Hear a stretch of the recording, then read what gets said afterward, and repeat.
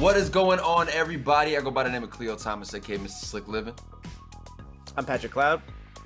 And I'm the Anomaly Will Ferrell. We are the Arcade Tokens, and this is CoinToss. This podcast is brought to you by Gridiron Gaming, powered by the PFRPA, and of course, is produced by Thunder Studios. That's right, man. This past Sunday, Group B3 played using the nearly legal rule set. Completed week 11, which means next weekend is the last week before the finals take place on January 31st, the day after my birthday. I will have a hangover trying to watch these finals. So I look forward to this. For sure. And we also had Noah Sharp McCulley, who's actually on the show today, advancing to the final stage through the winner's bracket, and Enrique Meister Hernandez advancing through the loser's side. Next week, Group B4 will be competing in the food fight rule set, which uses stamina mode with 75 HP, food items on high, and a standard setup. Ooh, so with that, here is the prediction, though. The rule set will likely favor players that can maintain strong stage control and faster characters that can pick up food items very quickly. So also, the relatively low health pool could result in some stocks ending in a few short exchanges. So people are going to definitely have to be very quick, very sharp, no pun intended, but pun intended, in the finals in order to compete and be able to survive. But you can be able to check out all of this action Sunday, 4 p.m. Eastern Standard Time, 1 p.m. Pacific Standard Time on Thunder Gaming's Twitch channel. That's twitch.tv/Thunder Gaming LA. You don't want to miss out on this. This is the last hurrah of the Smash Bowl tournament. Who's going to win? Who is going to win? We're going to find out. But fellas, I got to ask y'all something since we are on Smash. I had a thought. We've had a lot of like football people on here, and football has always come with like this competitive hoorah type of thing when it came to the stadiums. One thing I thought about was also too the mascots. The mascots are always a big representation in like college football and stuff like that. So I wanted to wonder, since we talking about cities, like I know y'all have the Rams, y'all have I'm sure you have another football team that I'm just can't think of right now, but I would like to know from y'all's standpoint as being Los Angelinos, right? Angelinos. Yep. Okay. Who in Smash Bros would be the official mascot for Los Angeles? Ooh, that's a good question, Will. I didn't know where that was going, actually. Ooh.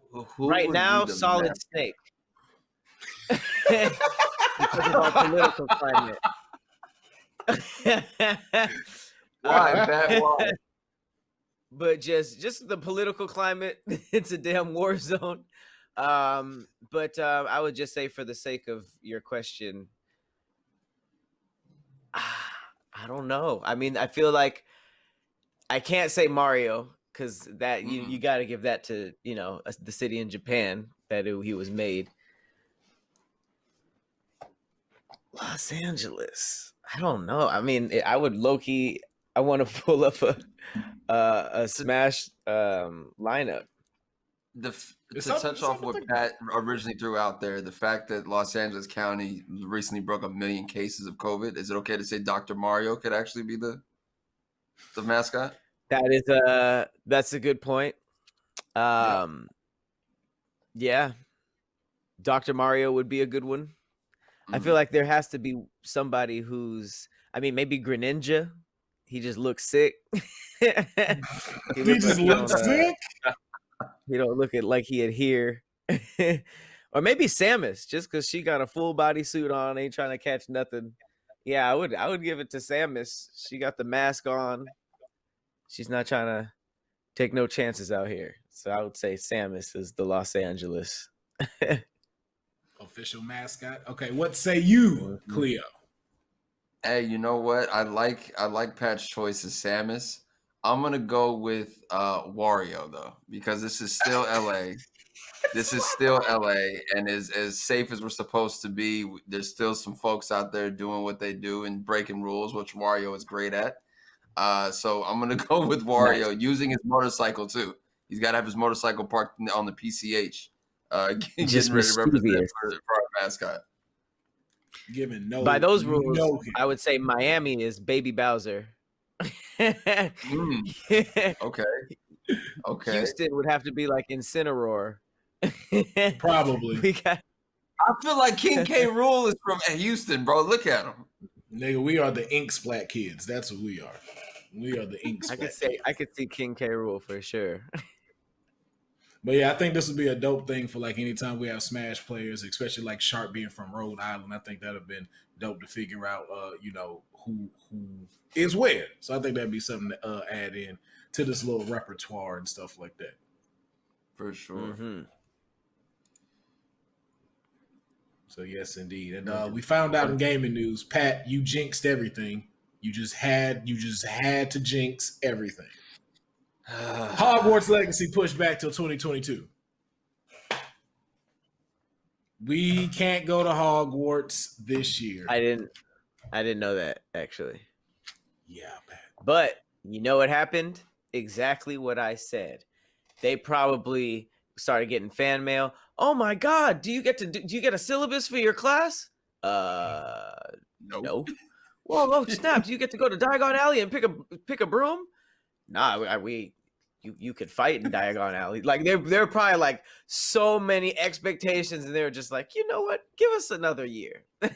Give us another 8 to 28 months, because nobody's trying to cyberpunk right now. Nobody's trying to cyberpunk, and you got random people who liked cyberpunk. I don't even know what the series was called, but you get Harry Potter fans that upset. Oof. That might be it. That might be it. That's crazy if that is the reason. They were just like, oh, we didn't know y'all wanted to do all that. Like, yes. I want my character to go get drunk off butterbeer. They probably didn't have none of that. Regardless, man. They push it back, but our excitement will still be there once it finally comes out. I know we wanted it though. We wanted it.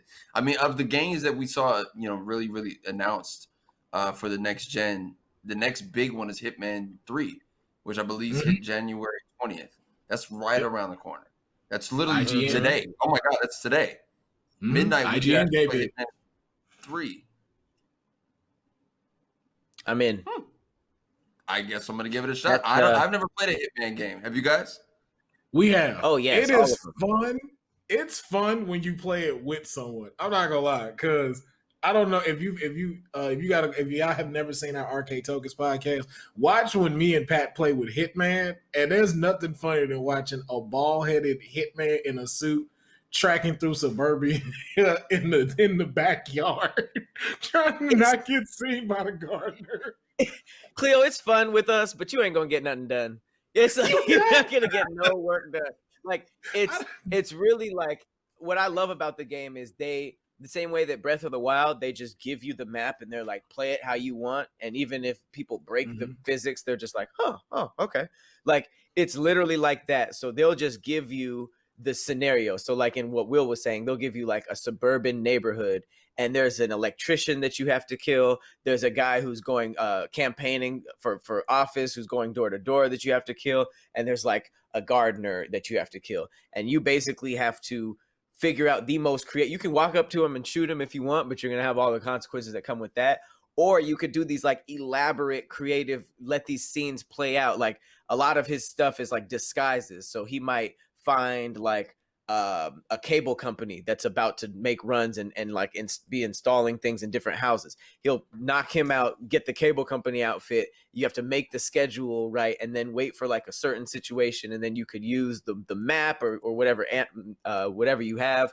But it's just really, really dope because of how you could use the world to also, like, if it's a dude who's working with electrics or electricity, you could find ways to like wait for him to the scene to play out to like electrocute him to death. So it's just like it's very tedious though too. You have to like really wait for things to like play out. It's not like a run and gun type thing. I don't know. You might like it.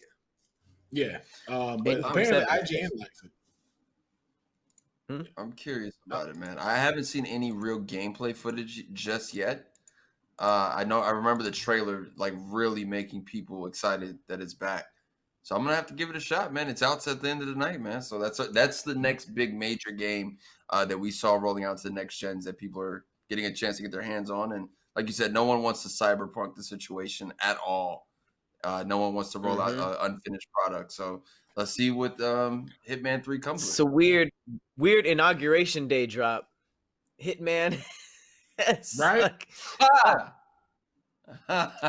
Really weird. Okay. Especially after the joke, my first day as a hitman that's going viral online. Like everybody's doing the spinning thing. And yo, so what if funny. they started that? That'd be funny if like they started that campaign. It was like, yo, since we got this dropping, we're gonna be like, yo, first day as a hitman, and then it's like, yo, get your practice in with Hitman 3. That'd be some genius, good work. actually. Yeah. Great. And IGN gave a 9 out of 10 too, so that is saying something. So and I don't think like Hitman is never really disappointed graphic wise. Like the last one we played was really good. It's always been pretty solid critic wise too, just because it's like, and it's funny like for Agent 47 to be known as this like crazy calculated hitman. It's like they're the first ones to have their drop ready. They're just like, well, I don't know what Cyberpunk is doing. We're still coming out on the 20th. They're just like, I assume there's not going to be a lot of bugs. It's just very, very fitting for Agent 47. But yeah, I'm excited. I will be playing it tonight for sure. Yes, indeed. Yes, indeed. Well, yeah, man. That'd be funny if Agent 47 did the T thing and his butt was out. He was getting glitches, the same Cyberpunk glitches. All of T-pose him into the game. Yep. The you see him laying halfway on the bed and stuff like that, just hanged off, ready to go. Just that would take all his credibility away. You couldn't even play the game after that. I'm serious. Not at all. Such a disappointment. But ladies and gentlemen, we have a special guest today. We have another very Smash player coming through. If you have watched the Smash Bowl on Thunder Gaming's Twitch channel on Sundays, then you are very familiar with this guy, and we got a lot of stuff that we're going to be asking him. So let's go ahead and flip to the other side of this coin. Bing. What up, everybody? So before we get into our interview, I just want to shout out our sponsor, Caesars. Open up a world of choices at over 50 resorts and casinos with Caesars Rewards and get rewarded for doing everything that you enjoy. Earn reward credits when you play, dine, stay, bet, party, or relax at a Caesars Rewards destination. Then redeem for free or discounted hotel stays, offers for dining, shopping, shows, and much, much more. Put simply, Caesars Rewards offers endless ways to earn the benefits that you love. Learn more and sign up for free today at Caesars.com/myrewards.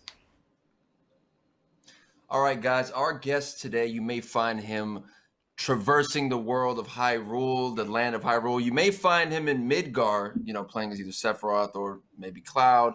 Ladies and gentlemen, the Smash player, my man, Sharp, is in the building. What's good, Sharp? I'm doing good. How about you? Very well, bro. Happy to have you here. Off top, I gotta ask, because you got the hoodie, I got the Triforce. It seems like we're in the same tribe. You seem to be a Zelda fan. What are your top Zelda games? Like, give me your rundown. I think Breath of the Wild is my favorite. I haven't gotten to play. I've only gotten to play a couple of them actually, but the GameCube one. I literally have the game. Is it the Wind Waker one or the one with the wolf? It's the one with there's 4 of them. There's like the red. I'm sorry, Let's move on. Forget the name. I had to put the Triforce down. That's it, nope. I was like, oh, the game. I haven't played all of them. All right, well, top favorite games other than, we'll definitely get to the Smash Bros. But if you were in a fandom, like, what are your top games? Final Fantasy VII is definitely my favorite, and then I'd say Breath of the Wild is second, and then Persona 5 would be third. Nice. Okay. Solid. Clearly a fan of the RPGs. That's what's up. Yeah, for sure, bro. Final Fantasy VII is one of those it is my all-time favorite game. I've replayed it several times. I was excited for the remake. Did you hear that Square Enix, I think, trademarked a few different titles, like the First Soldier is something that Yeah, could I be a saw that. DLC thing? Yeah, what's that about? I What do you think? saw that. I saw the First Soldier, and I was like, what is that? Like, I was so confused. I was like, I don't even know what that could be about. I was just trying I to think think we're about it. making I a was like, prequel Sephiroth game. I would hope that we could play as a full Sephiroth video game before all of the actual events of Final Fantasy VII. I think that's hopefully that'd be something we get. I would really like any Sephiroth content. I'm down for. Oh yeah, I just got to know too from you. You mentioned Persona 5. Like I've heard that so many times, and like for folks that are fans, everybody speaks highly of it. So I just want to know, just like from your perspective, what is it about Persona 5 that you just makes it your top 3 games? I think the story is probably my favorite. I really like the story. I think like doing a lot of stealth stuff is also a very fun part of the game. I think all the characters are very, very interesting to me, and there's a lot of like funny like interactions between my favorite characters. Pretty cool. Dope. Gotcha. All right, so yeah, let's get into this. Let's get into Smash and Smash Bowl. We're typically on the show. We have people who are in their 40s and 50s and stuff like this. But I think that the coolest thing about this interview is that you're only 18 years old. You've been playing this game for 5 years, so it's almost like you have a whole different perspective of advice, whereas the older ex NFL players have sort of like a wise mentality. You have like sort of like a fresh new mentality in a brand new world of gaming. So give us a little bit about your experience. You're like in this for 5. How long have you been competing? How crazy is it being this young and being able to win all of this money in a brand new world? I started the first Smash game I played was Melee when I was really young, and then I've always played Smash, Melee, and Brawl, and then Smash 4 for the Wii U was my first time ever actually competing when I turned. It was shortly after I turned 13. I think it was in the summer after I turned 13, and my first tournament was in a Chinese restaurant basement, which was a very interesting experience for a first tournament. And I've been playing for it was legal. So I've just been playing for 5 years since. I didn't get to, obviously, since I was like 13, I didn't have my like own ride, and so I wasn't able to go as much as I would be now if there wasn't a pandemic. But I've just been playing for 5 years, offline, online, and I've gotten to go like all around the country. Hopefully, at some point, I'll be able to travel to different countries in a few years. So it's been a very fun experience for me. Super dope.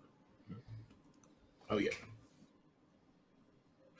Anybody have some? All right, cool. So I guess my follow-up question would be, like, obviously, are there any rules for being like under 18? Because I've never really been able to ask anybody this, because it seems like this is such a new concept for people to be winning, 14, 15-year-olds to be clearing like $3 million from a tournament from Fortnite or something like this.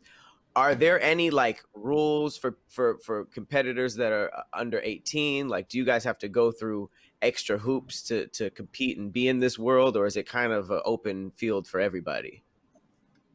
I think it's at least for Smash. I can't say much for other games, but for Smash, it's usually just been an open world. Like there's no like I like when I went to California in January. I was 17, and there wasn't like I didn't have to do anything special. Uh, I went to a major when I was 16. There wasn't really any like special like thing I had to do. It's always there's never been like any like extra rules for me, I guess. Okay. Okay. Now I have a question. So every time we have like Pat said, we have older folks on here, and so we always ask them like through everything they've gone when it comes to money and stuff like what tips would you give younger people who are starting to make a whole bunch of money going through video games. And so since to have you on here and you're 18 years old, so far just with the Smash Bowl, you've already earned 3K just competing in here. So one thing I just have to know, being 18 years old, how does it feel to have this type of money coming in? Because I can speak for myself, not the rest of them, but I know 18, I was broke. Ramen noodle diet was my life. So to be able to walk away with like 50 racks, 30 racks, like how does that make you feel knowing that you have that? It's a good feeling, but I also want to like make sure that I'm able to like keep myself like saving it and not like wasting it all on anything stupid. So when I get the money, whenever I do, I'm just gonna like I'm gonna start trying to invest because people have always like mentioned that to me, and I'm like, that's a really good idea, and I never remember to do it. It like I never really like realized how much I was making until like specifically this tournament, because I there's been tournaments where I've made like 1,500, and I was like, wow, that's really cool. And then I would just use it. I would use that money to like go to other tournaments, uh, like I would go to like California with like the money that I won, and I just use the money that I won to go to other tournaments. But now that since I don't have to worry about like plane money and hotel money and food, or like food when I'm going other places, I feel like now I get to like save everything, which is a good thing. Oh, bro. All right. So my question for you, man, is you said you began playing Smash during the Melee run. So currently, which remote controller are you using to compete? Are you using the classic GameCube remote, or are you using the Pro remote controller? GameCube. I actually have it. I have it right here. I got like custom buttons for it. Oh, nice. It's white and purple. Official. Yeah, I actually like collect a bit of like special like buttons like that. I have a few red ones. I have a couple pink ones. So you have different controllers? Do you have different custom ones? Yeah, I have. If you want to see it, I have. Let's see your favorite This one. What I usually do is I buy like these like buttons and sticks, and then I open up the controller myself and I put them all together. You self-modded yourself. That's dope. That's any chance hard. I can buy that from you, bro? I want that one. Can I have that one? Crazy. Which one's your favorite? I'd say right now, this white one is my favorite, but I think this one I've been noticing lately that it has not been playing the best. So I think I might be done with that one. This is also Cloud Strife. Oh, he got Cloud on favorite it. one. Fire. That's crazy. One of my favorite ones. There's another. I forget where I put it. I used it with my computer the other day, but there's a pink one as well that's also really good. When you think that's the competition, you think of like boxers, right? And the colorway that they choose to wear in the ring with the trunks and their actual gloves.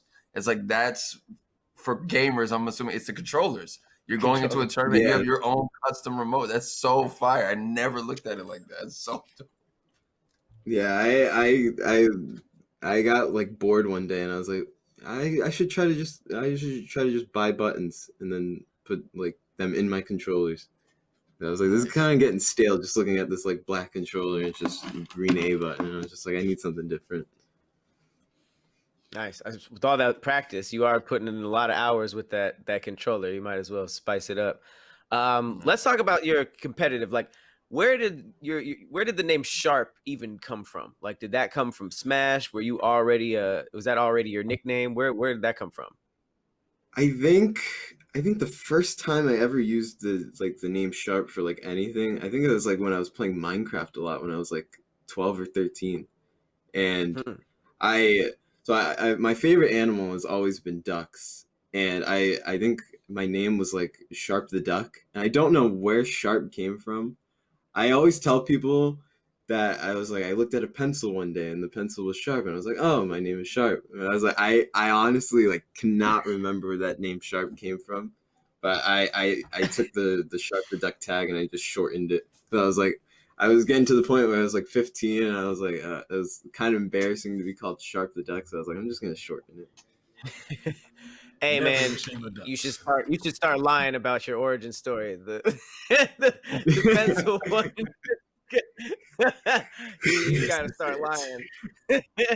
Say like, I was stabbed by this dude. Yeah, they called me Sharp. Just I don't know about the pencil one. I honestly can't remember. I've always tried to remember. And I'm like, was it really a pencil? Am I that boring that I had to look at a pencil for my tag?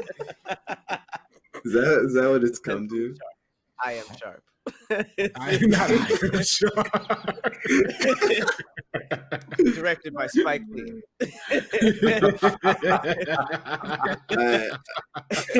That's dope. So you already were Sharp by the time you started playing Smash, and you said you started playing like GameCube, but you also don't have a main. Is it always been like that, or did you start with one character and then sort of branch out? In Melee and Brawl, when I was like a casual and I was slowly like watching tournaments, I always played Fox. Fox was always my favorite character. Before I even knew how like good he was or anything, he was always my favorite. I always played him. And then Smash 4, when I started going to tournaments, I was using Fox a lot. And then I stopped playing Fox and I started playing Diddy Kong and for the rest of Smash 4. And then when this game came out, I was always a really big fan of Wolf, and Wolf wasn't in Smash 4 for the Wii U. And he was my favorite character and I really wanted him in. And then when I saw he was going to be an Ultimate, I was so excited. Day one, only played Wolf, basically. I played Wolf and Zero Suit Samus. And then I always would like flip-flop my characters. At one point it was Wolf and Lucina, and then it became Wolf and Cloud, and then eventually it just became 10 different characters that I was just like, all right, I'll just use all of them, and I'll just play whoever whenever I feel like it. 10 different characters. 10. That is ridiculous. I'll get ahead of the bullet, bro, before, Pat or Will have the opportunity to shoot off about it. I have only played as Link since the very first Smash Bros. I have never changed my main, ever. And I gotta try. Like I hear all you guys who competing, talk about having your alternate characters, and it is important to have a backup plan. I agree with that. But I can't get away from Link, bro. I cannot get away from that character. Have you ever run into in a tournament? Have you ever ran into a Link player who gave you a great run? There's been a couple Link players. I think I've lost to Link. Maybe like I haven't lost often to Link. Maybe like 2 or 3 times. I think I know recently there was a tournament, a pretty small tournament. I played a Link player. It was getting kind of close. I was Adult or like Toon or adult young Link. Link? Oh, okay. Young Link, adult Link is very uncommon in tournaments. Despite him, I think he's very good, but not a lot of people play him. But Young Link is probably better and definitely a lot more common. There's like 50 Young Links per tournament. Oh, really? Toon Link doesn't get enough shine, man. I wish Toon Link was out here killing more people. Toon Link is I've never liked playing against Toon Link. I think playing as Toon Link is fun, but whenever I have to play Toon Link in bracket, I'm like, man, there's 83 characters, and this is what I've been given. Do you have anybody that you want to see in Smash Bros at some point? I think after I got Sephiroth, I think Sephiroth was the biggest one for me. That as soon as I got that, I was like, I don't need anything else. I always said that. I was like, if they give me Sephiroth, then I literally like they could do whatever they want for the last three. They could put Chuck E. Cheese as a Smash character and be like, all right, you have fun with it. Hey, You have man. fun with it. Well, hey, I- that's a good idea. His creepy animatronic friends come in and stuff. So can we get the Burger King in there too now? Charles. Oh, now it's just a circus. Uh, It's already crazy. You get Barnum and Bailey. Ronald McDonald in Smash. My biggest stream. Oh yeah, that's that. So I got to know though. So getting into Smash Bowl, you've advanced to the finals on this past Sunday, and so you beat Sam and Meister. So now you are going to the show, sir. So how are you feeling right now with that? To be honest, I didn't know on Sunday. I was thinking about it. I was like, I don't know how this is gonna go. Like, I've beaten Esam a couple times online. Me and Skittles had always gone back and forth, and I've never beaten Meister before. So I was like, I don't know how this can go, but I know I definitely have a chance to at least make it out of the group. And I was like, I was just playing, and I was like, I think I can do this. And when I started playing, I tried to play Joker, and my hands were they just did not want to play Joker. It felt like my hands were just like, it was like, nah, you got to play Wolf today. And I just played Wolf, and I beat E7 and Meister, and I was like, wow, I got through that. I just won the group. I didn't think I was going to win the group. And now I'm pretty, I feel good.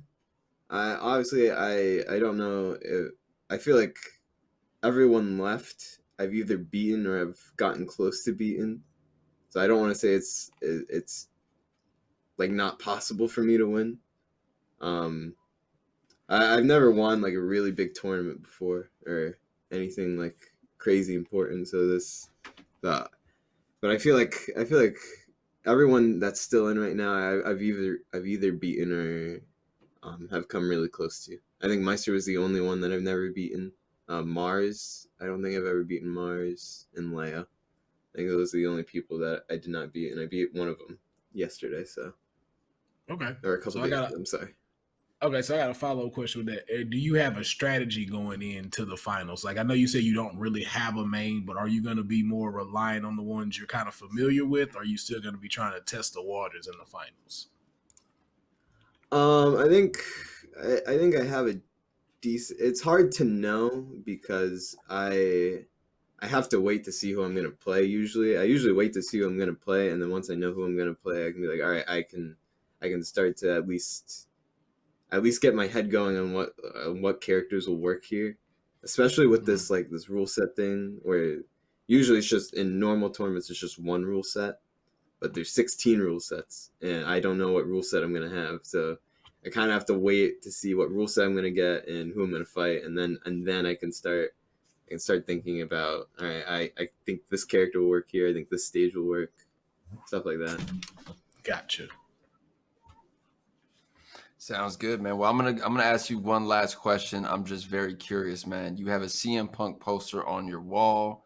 I gotta ask: are you a wrestling fan still till today, or were you a fan just during the CM Punk era of the WWE?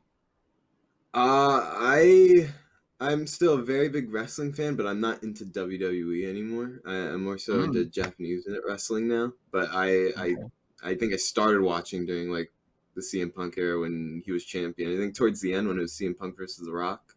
I think that's when I first started watching. couple months before that maybe, and then I've just been watching, and I've slowly started to watch Japanese wrestling instead. Fire. All right, now Sharp. All right, I know we said.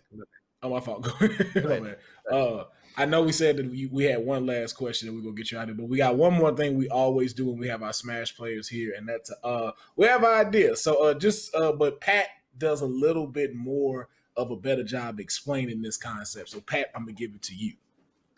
Thank you. So basically, whenever we meet a pro Smash player, you guys are used to like fighting and competing at the highest level.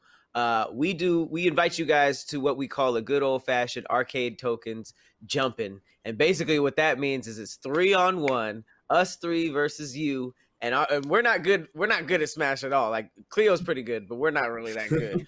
Our whole point is we just want to try to see if we can get one stock off. You could pick whoever you want. I know you guys are used to getting jumped by pro players, so we just want to see if we can get one stock off. So if you're down and you want to jump on Twitch one of these days, just let us know to see if you could, just beat all three of us up at the same time. Because that's good bragging rights. I'm down. It sounds like fun. I love doing like fun challenges like that.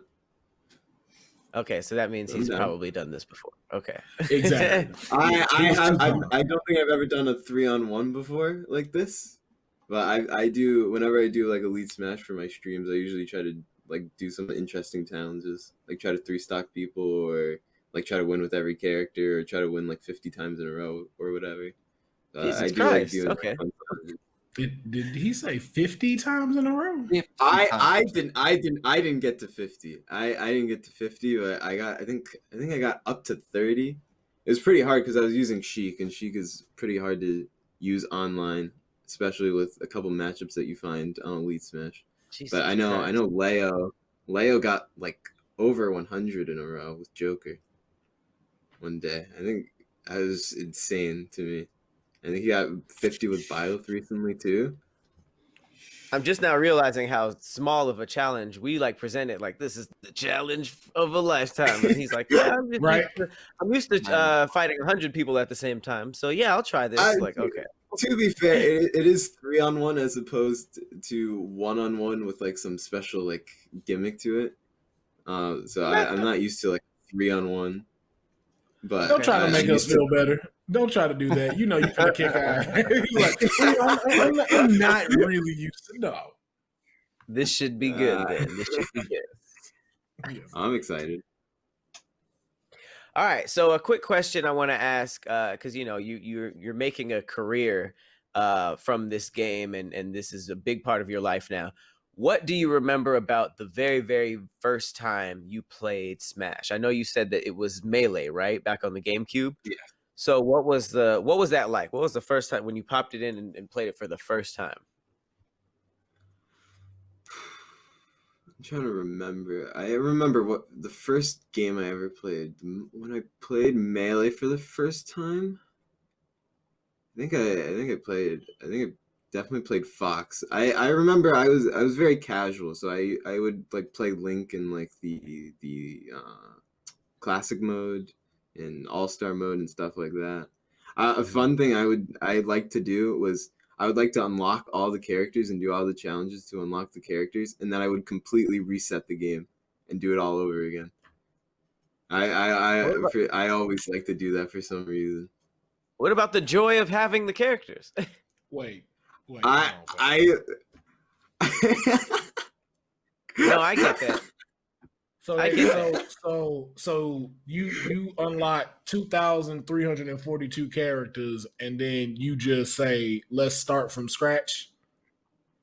Yeah. I unlocked the last character, and then I would do like free for alls and stuff in classic mode and all-star mode and stuff like that. And after a while, I was like, I'm just gonna reset this. Let's go all over again.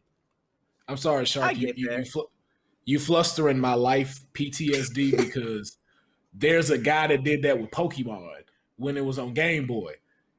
I didn't know you couldn't catch everybody, and he did, and deleted it, and then just started over because he could. Okay, that's different. It's hard to do that. But Smash Bros is just putting in a lot of the times it's just like fighting with certain people or playing a certain amount of games. Yeah, Pokemon is a it's whole playing. different beast. I if it was Pokemon, I would never reset that. I'd put that Game Boy away somewhere very safe, and I'd just make sure that save file is always there. But Smash, Like it's like it's inside. 28 characters. It's like oh, I gotta win classic mode with Jigglypuff. That's all I gotta do. I just reset it over and over. I don't do it with That's tight. Ultimate I mean, anymore because there's like 83 characters in Ultimate, and I'm like, I'm not going through all that again. I'm not playing World of Play one more time. right. Yeah. Back when there was 4 secret characters. Yeah, That was it. And that Good was on the that. game, ladies and gentlemen. Now That was also, fun. yeah. Now I also have to know too, you Sharp, you being a pro gamer, especially a professional Smash Bro player with a lot of wins under your belt. For those folks that have just that small thought of like, man, I really want to do this. I think I could do this and get into here. What tips would you give them as far as it to be able to level up to the place where you are now as a professional Smash Bros player? I think playing a lot is obviously the most important part, but there's also like you can't just sit there and play. Like you have to really focus and pay attention. It's like, all right, it's a lot of remembering situations and knowing when you got hit and when you didn't get hit and there's a lot of different like elements to it. Like, all right, what do I think my opponent knows about my character?